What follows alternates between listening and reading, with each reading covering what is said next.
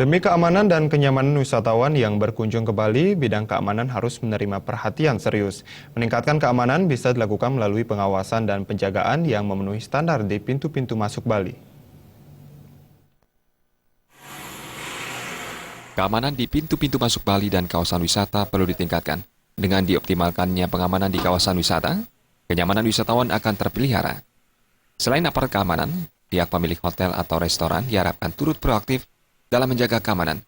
Pengamat pariwisata Puspa Negara menyatakan, selain aparat kepolisian dan TNI, seluruh masyarakat diharapkan turut menjaga keamanan secara berkelanjutan.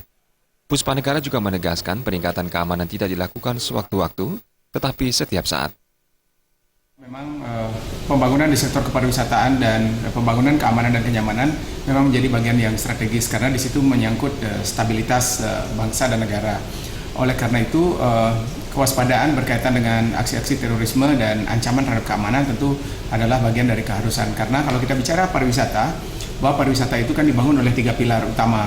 Ada namanya facility, kemudian namanya safety, kemudian yang ketiga namanya service.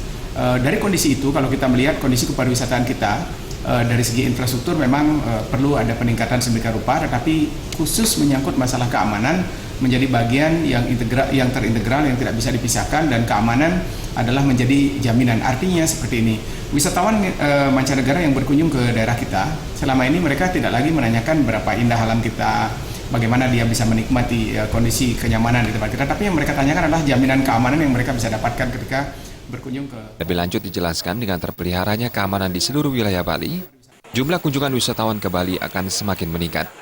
Perekonomian pun meningkat dan masyarakat semakin sejahtera. Aryani dan Yudi Partana